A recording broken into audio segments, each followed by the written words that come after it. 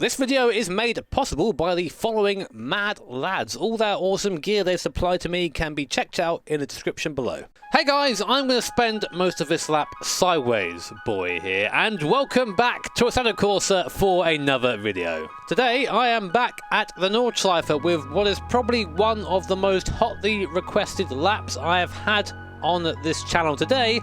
I'm going to be attempting to hot lap the Shelby Cobra 427 SC.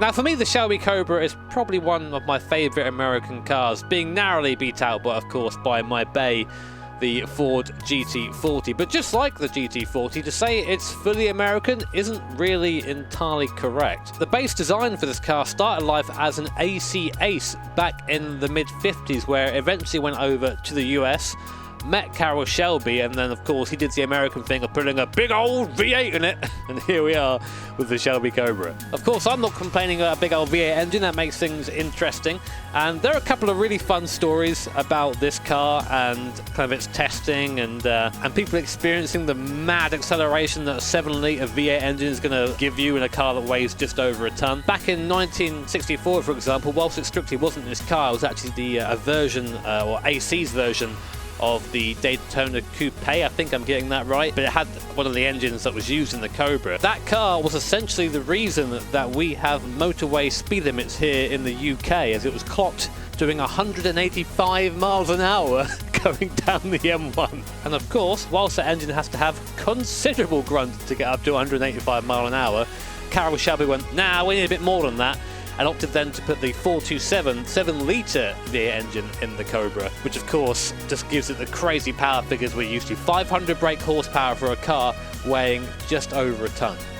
Bonkers, I love it. And one more small story, which is actually about the Cobra itself. Essentially, Carroll Shelby wanted to show off the acceleration of this 427 Shelby Cobra, so he invited, I think, friends and people from the media along to come and kind of sit in the passenger seat and just experience the acceleration. And during this, he goes, here's a $100 bill, I'm going to pop this on the dash.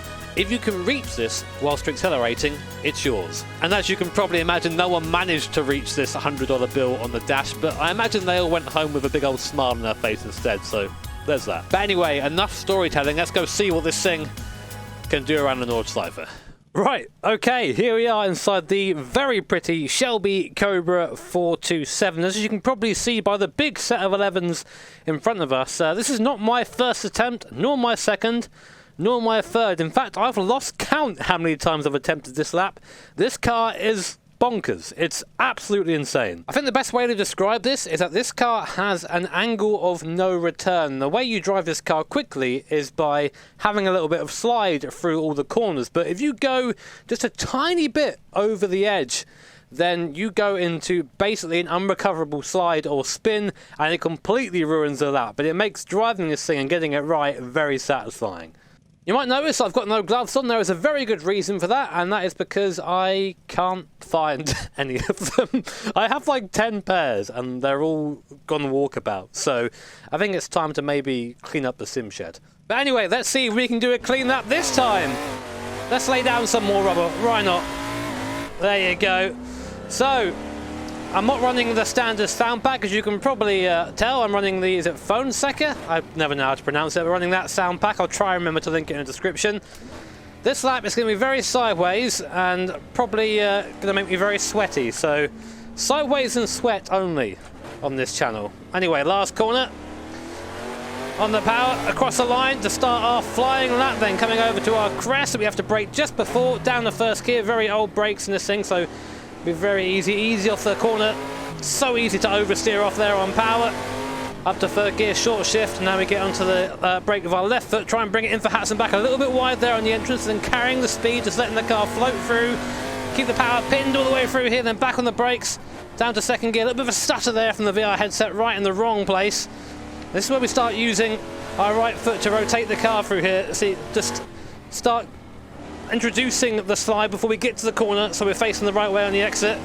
There you go, nice and easy, and left foot braking downhill again. Use a bit of the curb on the inside, not too much. Don't accelerate on the curb though, because this thing will just have a paddy when you try it.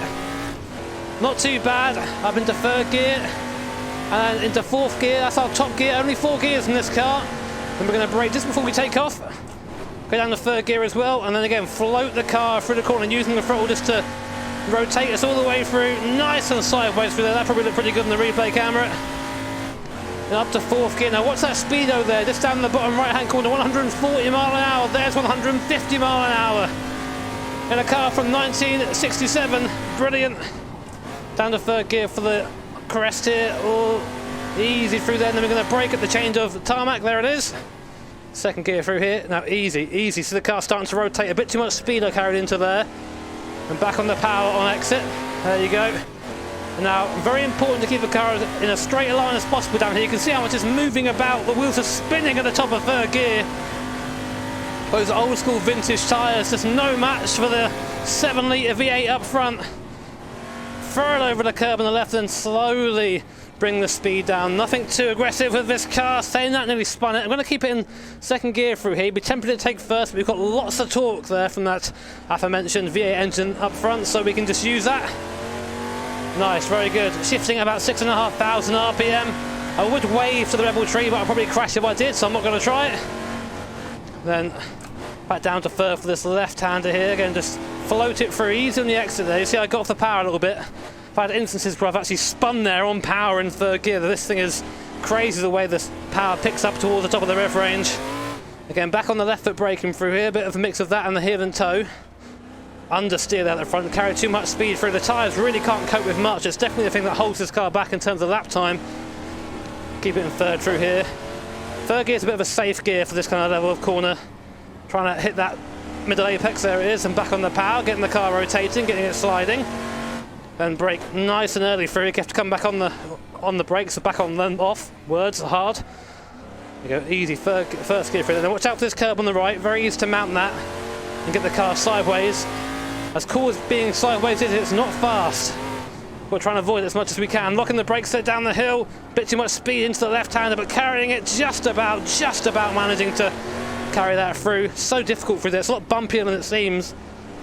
And this car really picks up the bumps, especially when the revs peak and the rear wheels start spinning. That's when you start noticing it very quickly. Fourth gear just before the kink, will keep it flat through here. And then on the brakes. And second gear, just roll the car in. Not too aggressive mid-corner. You can be aggressive on the way in with the initial steering angle, but you can't do it mid-corner. You'll be so patient on the throttle and exit. Right, going to take fourth early here. Use the torque up the hill. Not just as simple as turn left through here. The car wants to slide. You have to give it a little mini slide, nothing too aggressive. Car floating about with the rear. You can feel it. It's just all over the shot. You get the steering wheel is basically just like a rough guide to where you want to go. You have to try and guide it with the throttle as well as I touch the curb on the outside. I don't want to do that. Third gear for this left hander that I always crash at and forget the name of. God, the thing also just goes sideways at 120 mile an hour. Keeping you very much awake, this thing. Oh, past where Danny DC had his crash. Not in a Cobra. Easy. So easy on the brakes there. Like, I was very, very close to locking up, but just kind of edged off as we got towards the end of the braking zone. Now for the carousel, we'll left foot brake into this because I'm going to keep it in second gear. Try and ride that bottom line. I'm keeping one eye on where the tarmac ends there. Back on the power. There you go, get the rear wheel spinning there and exit. Nice. That was good through there. Good lap so far. Bit messy at the start, but not too bad. Breathe on the brakes. Then back on the power. Aim for that Astro, but don't touch it. And third gear through here. We're going to go down to second gear. A little bit of understeer on the first part of that. Took a bit too much speed in, but we can counteract that as long as I'm good through this next section. Nice and tight on this curb again. Don't touch it. Same with the outside curb. Just run between them. Actually, really easy to loop the car there, where the car, where the track elevation changes very suddenly.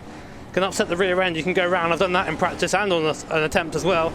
Third gear through here. We'll use second gear up the hill though.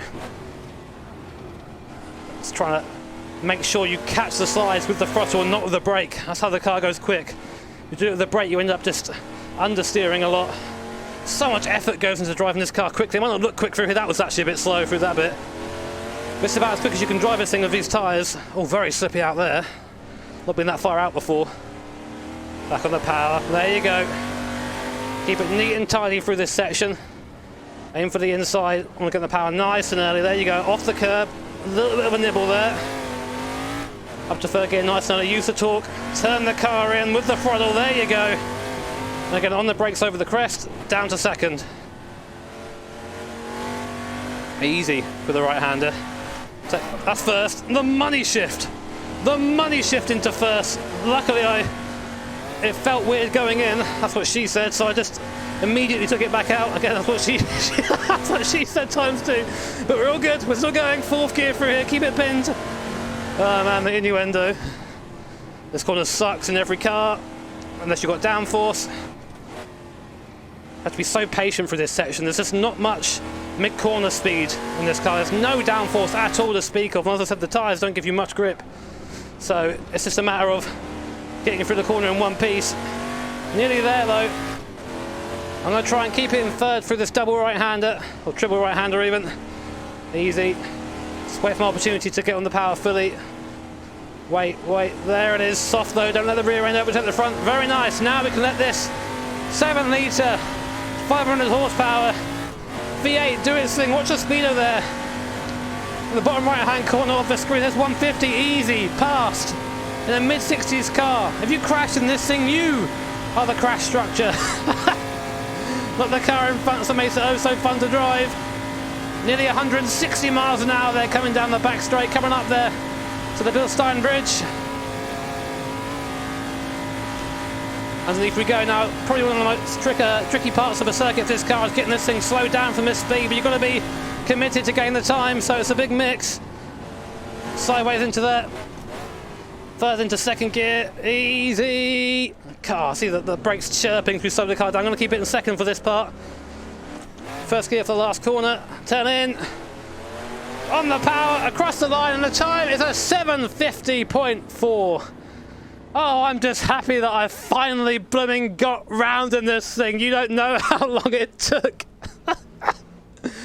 Oh my word, this car is a blast to drive. It is incredibly difficult. And the way the force feedback comes back when you start having a slide is a little bit strange. But once you get used to that, it's just a lot of fun. Sure, I don't think the physics are perfect in this, but it's a challenge, if nothing else. And it's a great way to kind of pay respect to the awesomeness that is the 427 Shelby Cobra. My word, I'm tired after that. But guys, I very much hope you enjoyed that. I've made no secret over the last few days that I've been struggling a bit with my head, with the old mental health. It happens from time to time. And the amount of support that I've got from you on various social medias, on YouTube, on Discord, everywhere, has been frankly quite overwhelming and very humbling. It's very nice to have to know that I have such a loyal audience of people following me, people I've never met, sending you messages that are beautiful, and that's a very special thing. So thank you all so much. I won't ramble on too much, and just say as always, guys,